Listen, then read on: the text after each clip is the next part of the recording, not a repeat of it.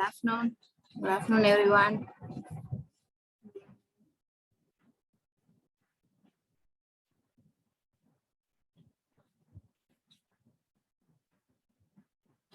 We will wait for a few more minutes. Let's wait for others also to join. And today I completed complications. We have talked about different types of complications, and I will send you the link. Okay, for this thing, and few more things also has to be completed related to complication. Let's I will brief what are the things I explained.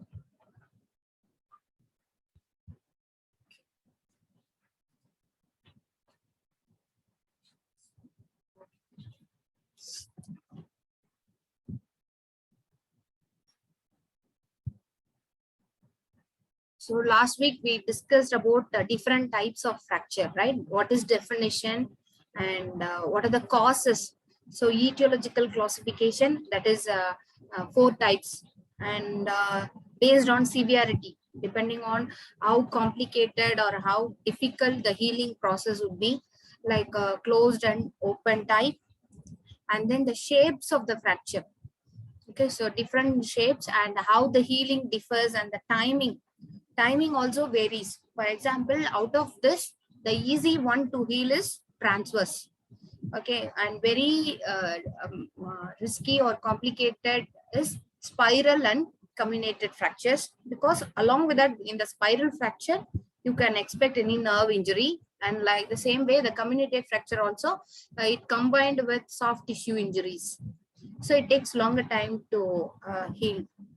So why we need to know this type of classification means depending on that information itself will give you numerous clues regarding what management and how long it takes, and what is the rehabilitation also. So the end result or goal of rehabilitation also varies. Sometimes you cannot return to the 100% of the near normal life, like how he was in the previous like prior to accident. You cannot return back. Some conditions we have some kind of minimal drawbacks or minimal how to say that, minimal restrictions. Some things would be there, some left out things would be there, but in some cases you can expect 100% rehabilitation and return to the near normal life. So for that things we need to know different types of fracture. Okay, so we talked about already we discussed this type, right? And clinical manifestation, what are the signs and symptoms you expect whenever the injury occurs. And complication, that's what I told you, within that short span, within 24 to 48 hours, that the development, other associated injuries and problems, right, due to fracture. We have immediate complication, delayed one. Delayed means within a week. Some problems arise within a week, we call it delayed complications. And then late means during the rehabilitative stage we have some abnormalities or some problems arises. Okay. So,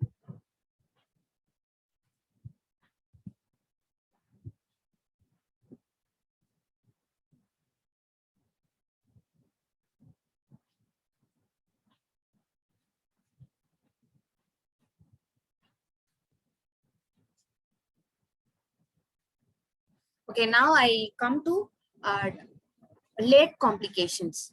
Okay, late complications or delayed union, non-union, malunion, or osteoarthritis, late osteoarthritis, and tardy paralysis. Tardy means begin the schedule. Normally paralysis, nerve, because of nerve injury you can develop some kind of paralysis, but it doesn't follow the time span. Like after fracture you can expect some kind of nerve injury and paralysis, but in this case it develops later on, like during rehabilitation stage only you expect you are experiencing some kind of weakness and muscle paralysis. So that's why we call it tardy paralysis.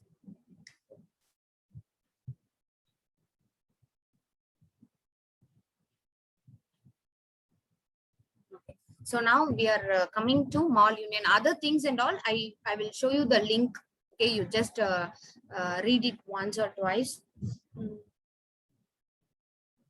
So malunion, we already said that abnormal alignment. Okay, so maybe some kind of valgus, maybe it develops in outward prominence or inward prominence. So how it is happening? The small union mostly without adequate knowledge about the anatomical segments and anatomical alignment and all. If some kind of inexperienced people may reduce and immobilize them, or sometimes what happens, you can expect that bone setters sometimes some kind of without any medical knowledge, they treat this kind of bone setting. Okay, that people also may develop this kind of malunion in the patient population.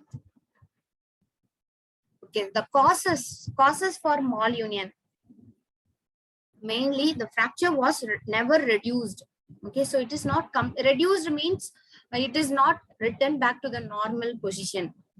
Okay, sometimes it is impacted fracture. Impacted means the two segments may compress each other, or some type of overlapping. So one bone is in this way, it is fractured and get impacted in this way. So what we have to do is we have to give a traction and return back to that normal alignment. So the fracture, maybe sometimes they never reduce it, or they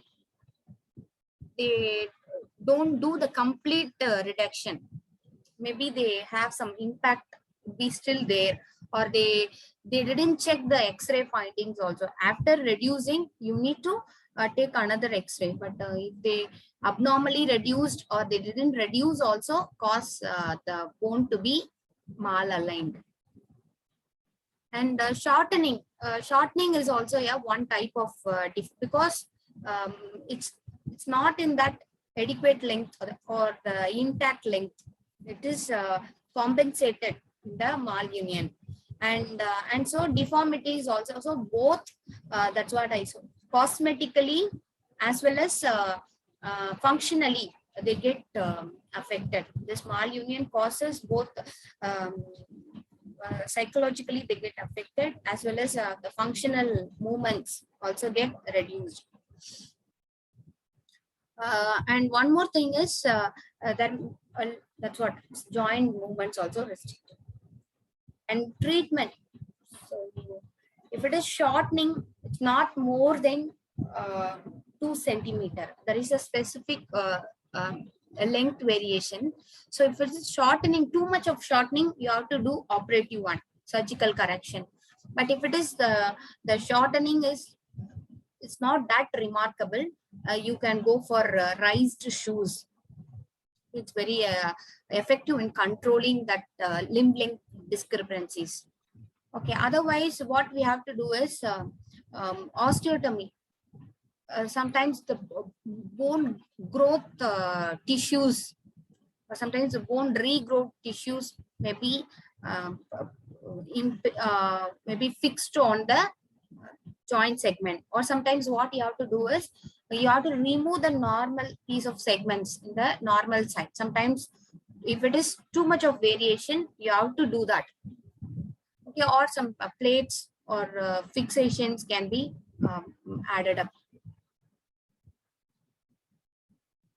So various things you can do for operative management. So conservatively, just you can do raised shoes. And then the cross unions. Cross unions are like, can you see that the distal segment of ulna is united to, distal segment of fibula is going to attach with the proximal segment of tibia.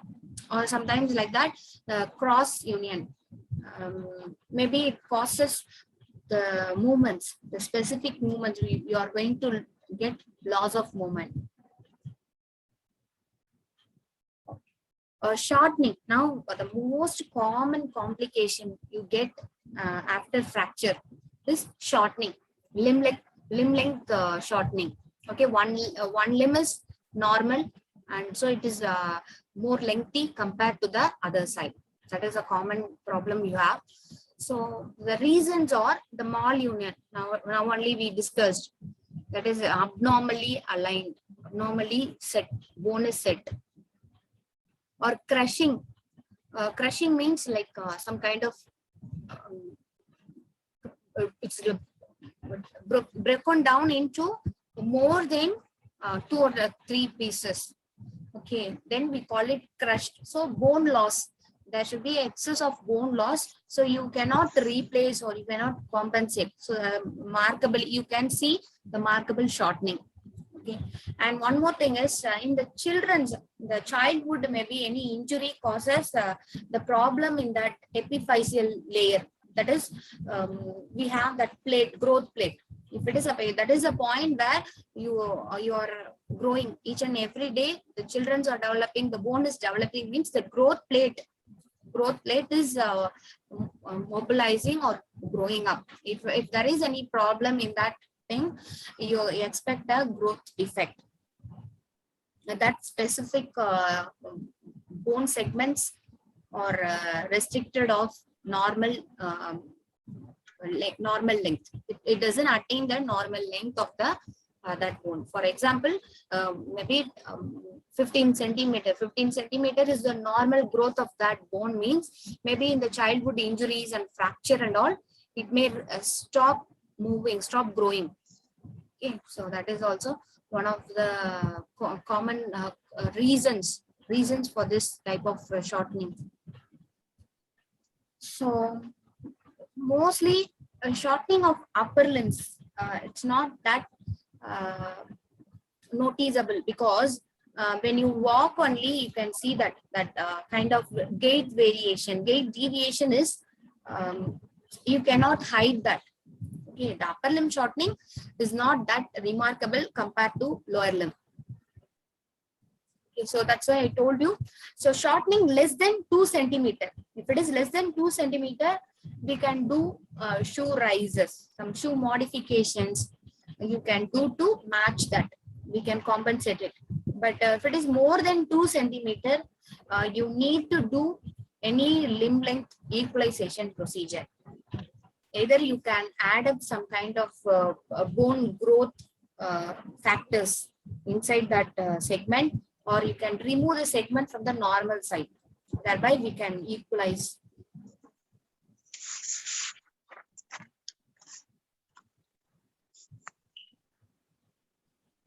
So these are the delayed complications. You expect non-union, delayed union, malunion, and then this one, shortening, limb shortening, and then you can get joint stiffness. Okay, joint stiffness is also one of the complications after fracture. So what type of fractures cause joint stiffness? Like any idea?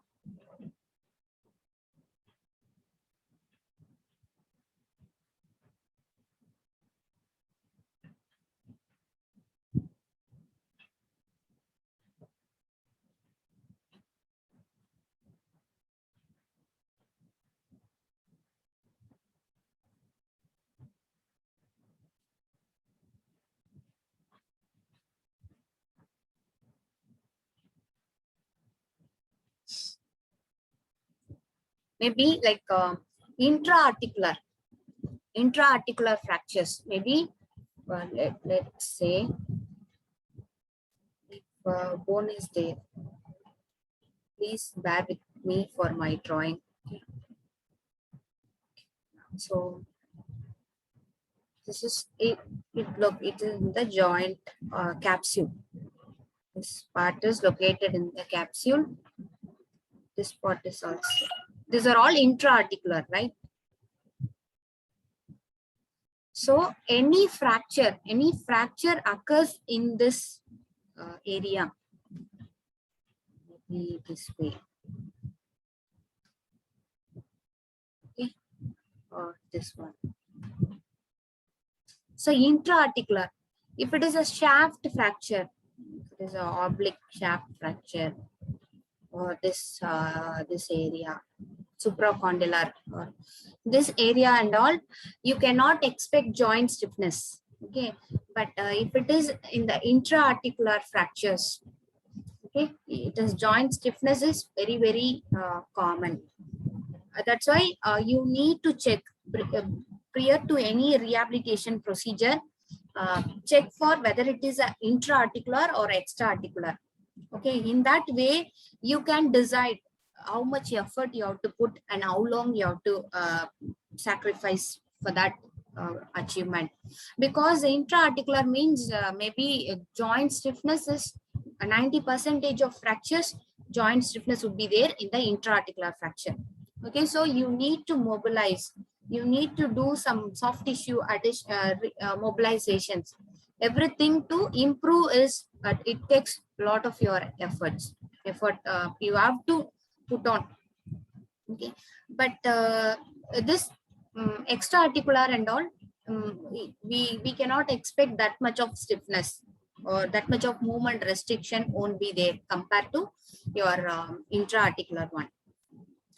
So it is a common complication of fracture treatments. The common places means shoulder, elbow, and knee joints, because these joints are we expect a lot of movements, and without that, it immediately we feel that there is a loss of functions.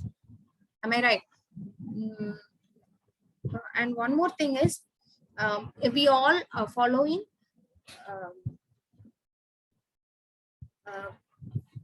biophysical model and biopsychosocial model. Okay, so nowadays we are following biopsychosocial model. What is that? Any idea what is biophysical model and what is biopsychosocial model? Nowadays the people, all the professionals, healthcare professionals, are following biopsychosocial model. What is that? Any guess?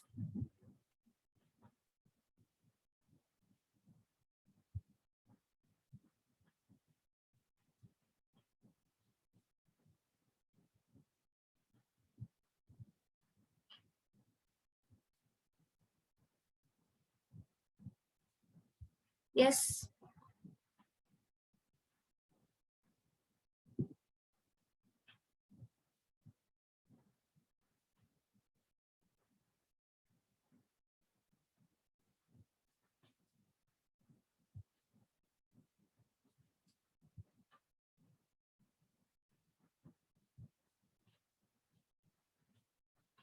Okay, check and tell later.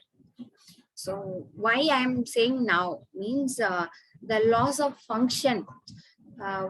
When you assess the patient, you feel that from your perspective or from your point of view, maybe the last 30 degrees, there is a restriction in the last 30 degrees is the problem. Maybe in the knee flexion, let's say knee flexion, maybe the last 30 degrees he cannot achieve. That is what from our perspective we will see.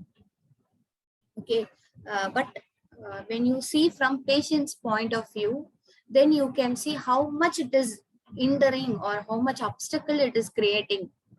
Okay, so the goal also varies accordingly. Each and every person has a different goals to achieve in their function. Okay, for example, in the last 30 degrees of loss of movement, when you take that, it may, what is this problem? He cannot say it like the last 30 degrees, the loss of last 30 degrees of knee flexion. What is the effect, or what is the that factor that last 30 degrees cause in his lifestyle or in his functional activities? Maybe he cannot have the normal gait, normal walking style. Okay, that maybe he depressed, or that looks odd, and he feels that he cannot improve for lifelong. He would be like that. Maybe imagine, or some suggestions and feedbacks and opinions from others also may be wrong. Sometimes they are not very, whatever the verbally they are getting, it is not that how to say that, it is not that verified one. Just like that they will say, okay, they won't do research and then they give comment. Okay, so what happened, they psychologically they get affected. Okay, they cannot show improvement or they feel depressed. Okay, so the all the psychological things or psychological um, issues also create or also disturbs the movement or disturbs the improvement in the rehabilitation. Why I'm telling you is, like last decades, for 10 or 15 years, we are concentrated on only this way, like only the restrictions and soft tissues, range of motion or muscle strength. And nowadays, like the whole listens to the patient's mindset also. That's what we call biopsychosocial model. So you need to concentrate on that aspect also. We have to motivate them, we have to correct them, or we need to correct their beliefs. Sometimes their closed ones, whoever it is, if they say randomly, they believe that. Okay, so we need to correct them, or we need to modify their beliefs. Okay, that is very, very important. Nowadays, we all follow biopsychosocial model. So for that, for improvement, not only your skills are important, your verbal, how to say, rapport, how interacting yourself with the patient, because this thing, some kind of disbeliefs in him, you won't achieve that. You won't get that normal gait. You always looks odd. The people will criticize you, or people will laugh at you. Everything will stored in his mind, and he takes it. He won't show improvements. Okay, that is there. So just talk with them and get what is became, what is a problem. Okay, after all the efforts you put, you cannot achieve the things, means it's your time and effort is useless for both for yourself as well as for patient. So we need to approach in this way also. Nowadays, the whole medical field is concentrating on this type of biopsychosocial model, not a biophysical model. Okay, so let's move to our concept, joint stiffness. So after immobilization, after that particular duration, if you're in the immobilization stage, it develops intra-articular and peri-articular. It's not peri-articular adhesions. So intra means within the synovial fluid gets thickened and it gets adhered, and synovial membrane get adhered to the joint line. Okay, so and the same way the capsules and other surrounding the joint surface also get adhered or stick to each other.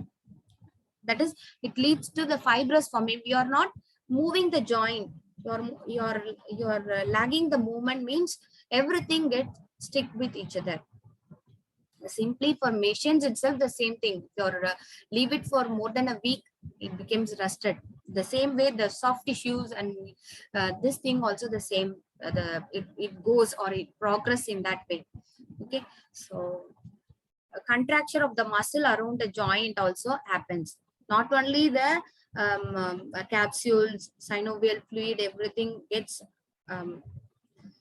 loses its function, but your muscles also, the movement, the main thing that is responsible for movement is your muscle. That is also due to immobilization, it gets contracted, or it is because tightness, initially it becomes tight and then it leads to contracture formation. Okay, so our main role comes to joint stiffness, to reduce the joint stiffness. Okay, so intra-articular means our role becomes twice. It increases to twofold. Okay, when you are treating an intra-articular cases, joint stiffness would be there, and it takes longer time as well as a lot of your effort. Okay, so how we can treat means like mobilization comes into the main role whenever you are treating intra-articular fractures.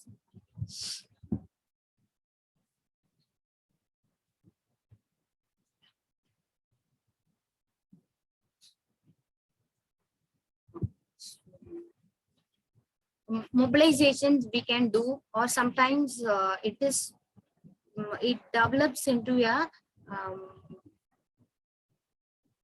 maybe if you leave or you are not mobilized in the adequate time period, then it becomes you need to go for surgical interventions. Like under anesthesia, you have to manipulate.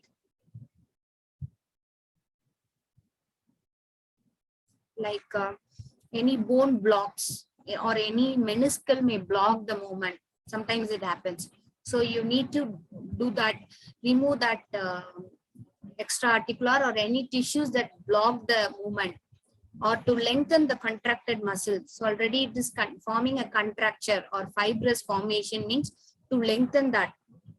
Or you need to do, if it develops into like the bony deformity, means you have to do joint replacements.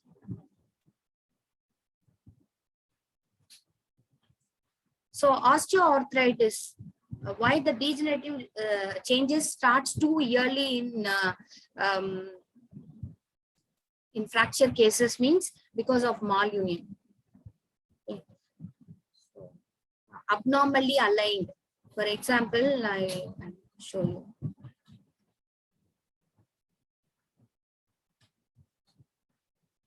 So this is take, for example, tibia aligned in this way.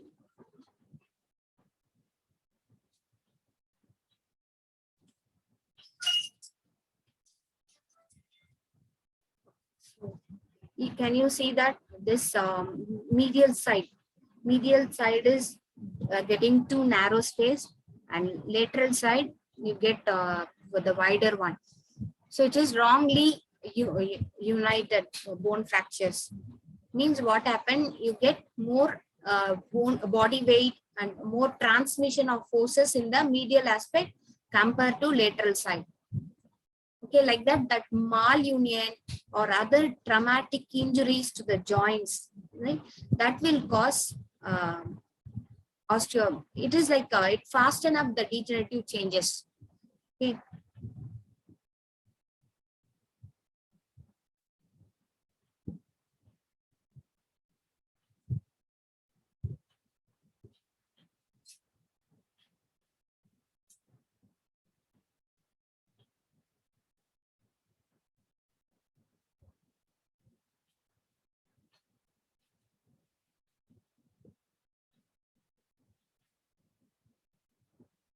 Because of one reason is malunion, other one is joint stiffness. It's not that you're not recovering the joint stiffness. Maybe 90% we can achieve. After that, we will schedule them exercise protocols and all. How far they are following that, how far they are following the exercises and all, that will decide the osteoarthritis. But development of osteoarthritis is decided by the patient's consistency and interest in doing exercises. Okay, or else they get easily that 10%, the last 10% of joint stiffness can cause these problems. In the within 2 to 3 years, the time span, they develop osteoarthritis problem.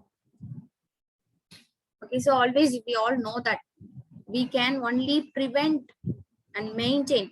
We cannot cure the problem. Once degenerated, once joint is getting eroded or cartilage is getting disrupted, means we cannot cure it. Maybe we can maintain and or else we can prevent it. So what is the goal of all the treatment means? To reduce the pain and stiffness. The first thing is reduce the stiffness and reduce the pain.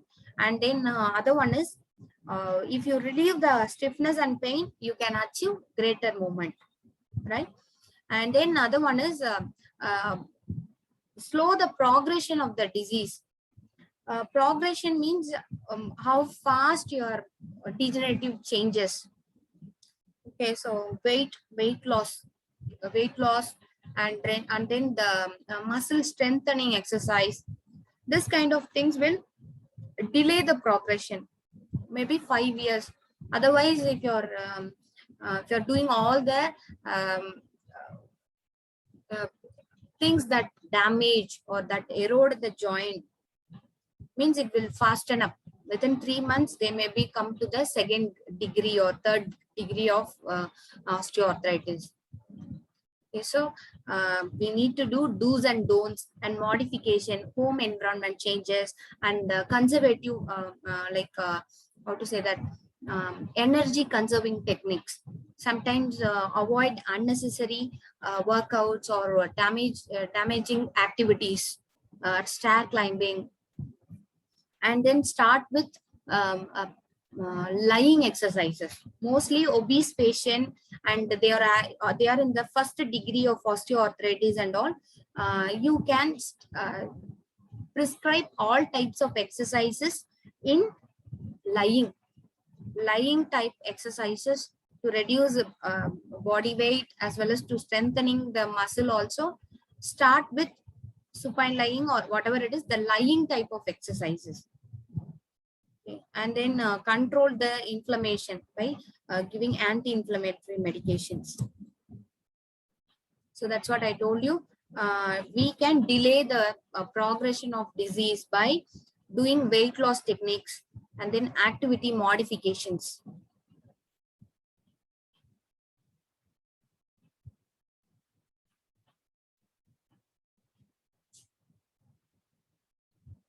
And cycling is also one of the cycling and swimming. These two are excellent for osteoarthritic cases.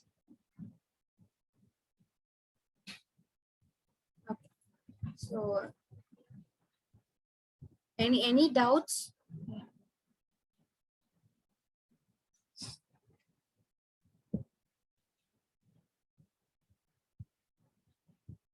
So now we have completed this one, this thing.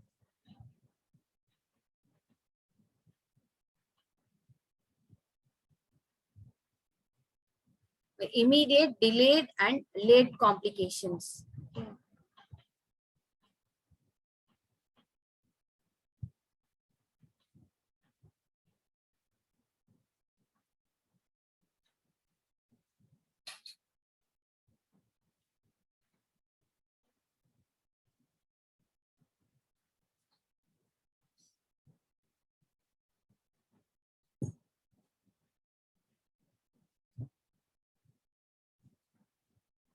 Okay, so the YouTube video, just bear with me. I didn't do the proper editing and all. Just like that, I posted.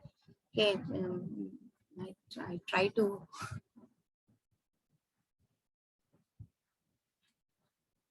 Maybe let's move on to the next chapter. Let's start that. Okay.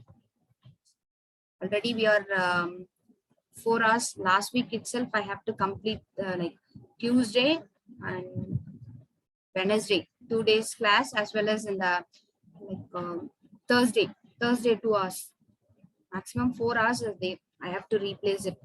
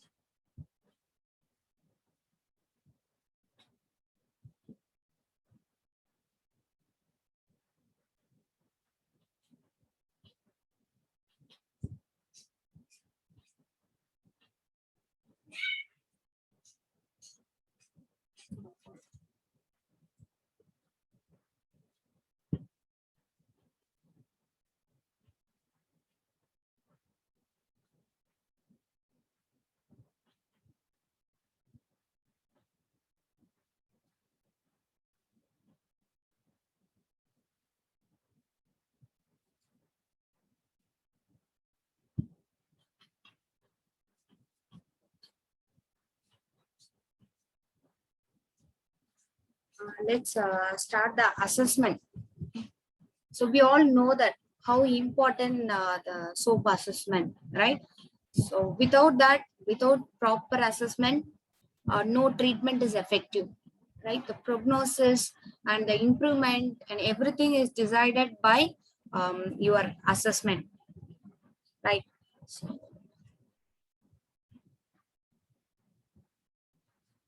So what are the learning objectives of this lecture is like a difference between two types of documentation. One is SOAP and then other one is POMR, and then how important it is to analyze the patient's problem. Okay, like both verbally, how much information you are collecting from the patient, as well as where the problem, everything. Okay, both subjective and objective assessment is very, very important. And then one more thing is, and um, what are the examinations you are going to do? Okay, what are the special tests? And one more thing I want to tell you is, in the acute stage, whatever the problem is, in the acute stage, limit your assessment. Limit your assessment such that the pain won't be there, or you cannot worsen the condition. Okay, in the acute stage, it is too severe, and the patient cannot allow you the movement, and spasm, muscle spasm would be there. So don't think that whatever we are reading, we have to apply it on patients. Okay, it is very important. We maybe thousands of tests or hundreds of tests. Let's take hundreds of tests related to knee joint, but we cannot apply it. We cannot apply all the tests or all the examination to the patient. Maybe in the chronic conditions, or maybe the changes happens without any injuries and all, you can try for some special test and all. But if it is in the acute stage, like within 3 days, just limit your testing area. Okay, just mild testing or painless movement. And then so how we will decide which test we have to do, which one is very important. Maybe one test is important, you can rule out or you can ignore the other one. So how we can find out means by subjective examination and subjective informations you get from the patient, as well as the observation and inspection. What are the knowledge you get from that from patient's mouth, what verbally is conveying to you, as well as other things like on inspection, on observation, is there any signs of inflammation, redness, or some kind of swelling? These things are all big signs. On palpation also you can find out any heat or rise of temperature in that area. That can tell you that don't give too much importance to special tests. Okay, just to get the information from patient itself, and allow them to it's not that resting and all, taking rest for first 24 to 36 hours is very important. After that, don't ask them to continue the bed rest. Yeah, that will worsen the situation, or it will reverse the problem. So what we do is restrict the testings, different types of testings on special tests, till they cross the acute stage. Okay, so that's why the subjective assessment, or the information you get from patient, is very, very important compared to your theoretical knowledge and compared to clinical experiences. Prior to that, how many cases, let's say knee joint, knee OA and all, how many cases you treated prior to that? That will give you confidence as well as knowledge about what to do, what not to do. Okay, so it's equally important, the subjective knowledge also. Subjective information is equally important to your prior experience and theoretical knowledge. Okay. SOAP stands for S for subjective, O for objective, A for assessment, and plan. Okay, subjective information. Objective means from that information you can get some idea about what to do. Range of motion, because he said I couldn't lift my limb, means you have to check for range of motion. Range of motion is important if there is any joint restrictions, okay, or range restrictions is there, means you need to check whether it is from joint or whether it is from muscles or whether it is from fear of pain. Sometimes for just to avoid pain, they restrict the movement, and later stage it develops as a limitation. Okay, so the subjective knowledge will tell you what to do in the objective testing. And then assessment. And what is assessment means? Gather all the data, all the information, and then think about it, or create a create a hypothesis. Can you understand now? It is just hypothesis. We are not proving, or we are not concluding. Okay, whenever you do research also, you create hypothesis, or you are creating just a diagnosis. It is not the concluded or final decision or final judgment. It is not that. Maybe 2 days later, your assessment may tell you different scenario. Okay, so assessment means gather all the information and use your prior theoretical knowledge and then your prior clinical experience, and then combine this. That's what we call it, triage. These three things should match with each other. Okay, you need to develop these three things equally. How to get the information, how to do different tests. This is one aspect. Each and every day, whenever you treat patient, then only you develop that knowledge. That assessment taking is an art. It is not a single day process. Each and every day you need to learn the skill. Okay. Other one is the foundation, the sound knowledge, fundamental knowledge, that is anatomical knowledge, and then the palpation, how it will look. Normally, what is the palpation tell you? An abnormal tissues. When you touch the normal tissue, when you touch abnormal tissue, what is the difference? What is the change in the texture? Everything.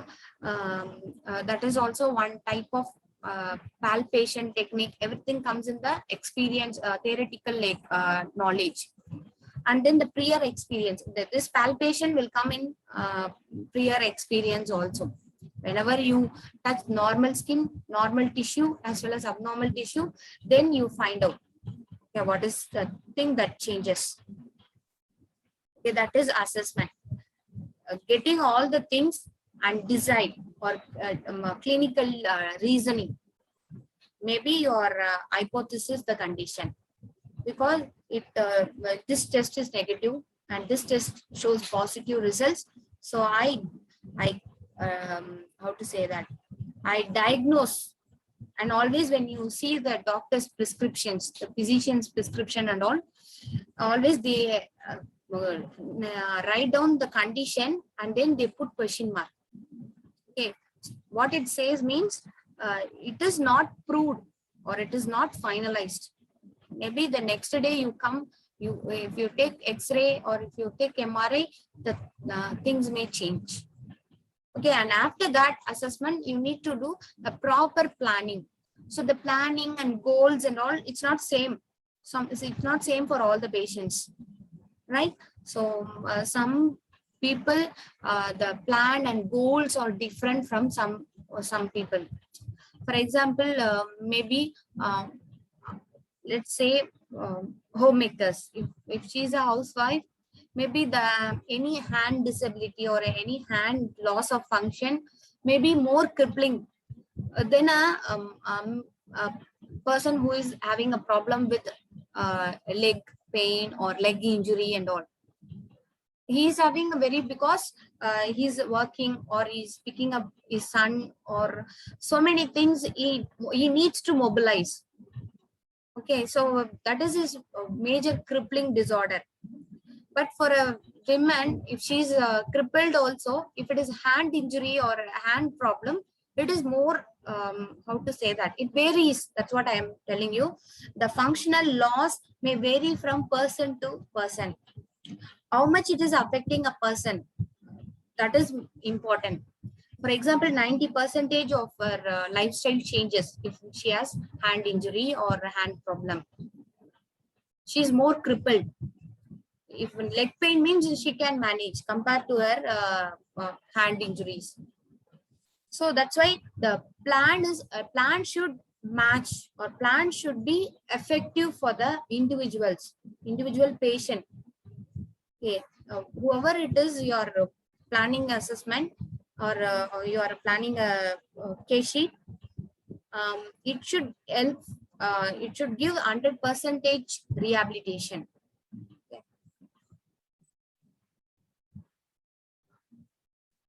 The clinical assessment protocol.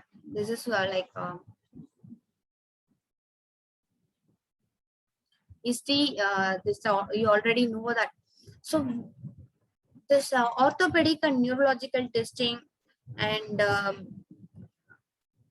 vital sign checking, everything is depending on the condition. If he is like older patient and he already has history of cardiovascular problems, you need to check the vital signs and other functional assessments. And neurological testing, if nerve root involvement is there, any disc prolapse, or any loss of sensation, burning sensation, pins and needles, this kind of things is there, means you have to do neurological testing. Otherwise, if for musculoskeletal assessment, you don't need to give orthopedic testing and all. Okay, and one more thing, the functional testing. Some complaints, the patient may say it in different way that you may misinterpret, or you may wrongly imagine that the problem is like that. So always ask them to do functional testing, functional assessment. Which one causes pain, which activities, which task is difficult for him, ask them to do that. For example, he may say that backache, but getting into the car and getting out of the car is a major problem for him, means ask him to do the movement, and is there anything abnormally he's mobilizing, or anything any structure involved, like that you get the better idea about what to do and what is the real cause for that. And documentation, we all know the importance of documentation. It will tell you the improvement progress after 10 days. What is the improvement, what you achieve, tells by documentation. Just do that. And maybe for day 5 you are not available, some other person has to engage the patient, means just if you have case sheet, they will refer it, and it is helpful for both you as well as him. And for insurance, and then to avoid malpractices and unless how to say, the negligence of duty is avoided by giving a proper documentation. And I already told you, the patient history, the verbal information is very, very important cue that you need to get. The maximize the information. Maximize the information means all related to the clinical, the problem. Okay. So don't get informations like the gossips, unnecessary information. We don't want that. During that time, maybe they talk nicely, they talk about so many things. If you come across any old age patient, you come to know that how much information they will give you, but just how to say that, channel them for information related to assessment. Okay, so one minute.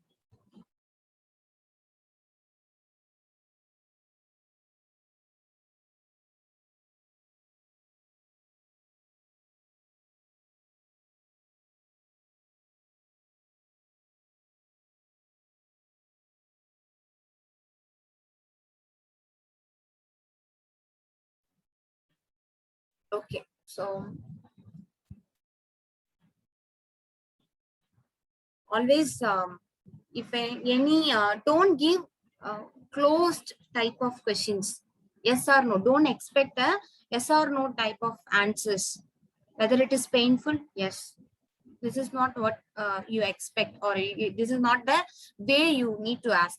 Okay, how to ask the question means what response you are feeling, or when I touch this area, what you are feeling, or what is the reaction, like that. Ask them to narrate it. Okay, so just ask them to explain. Don't give them a clue such that they will say yes or no. Okay, that is not a good way of history taking. Just open type questions. Explain it. Tell your problem. Tell me about your swelling, or tell me about your loss of movement in the morning. Okay, just open-ended questions will give you more information compared to you are not channelizing them for particular aspects, or they may biased. They may be like, yes, I think she's correct. She's giving me the clue that this is a problem.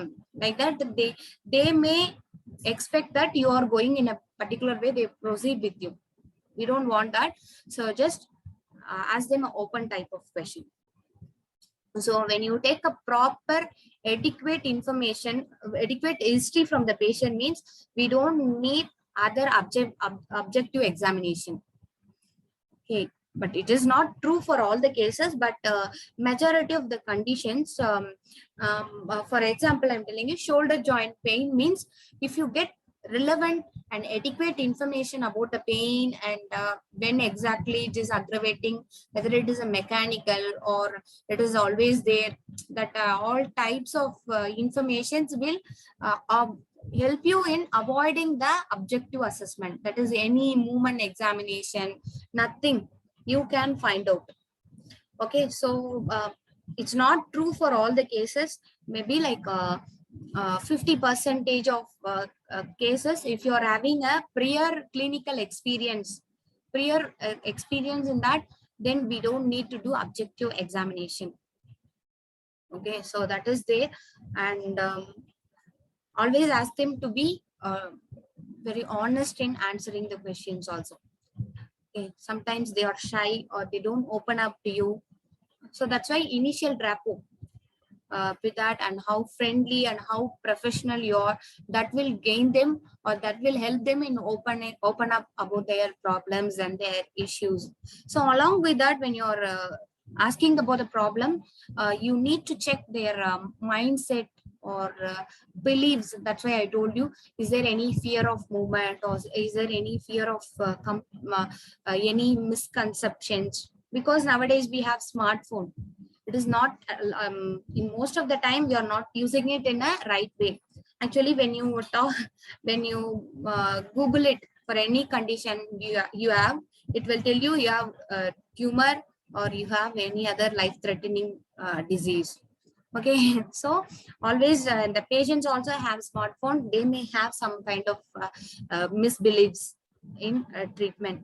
So if they have that kind of mindset, then whatever treatment you give, they it won't be give better results. The psychologically they need to come out of that. They come out of that belief.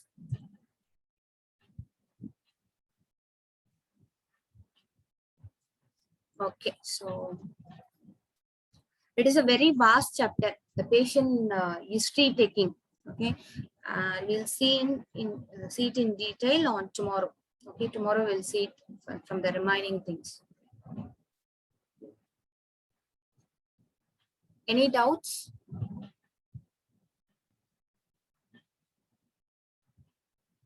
Or else we'll wind up.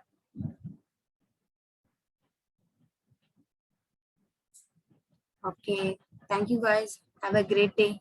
Bye. Thank you, Miss. Bye. Thank you, Miss.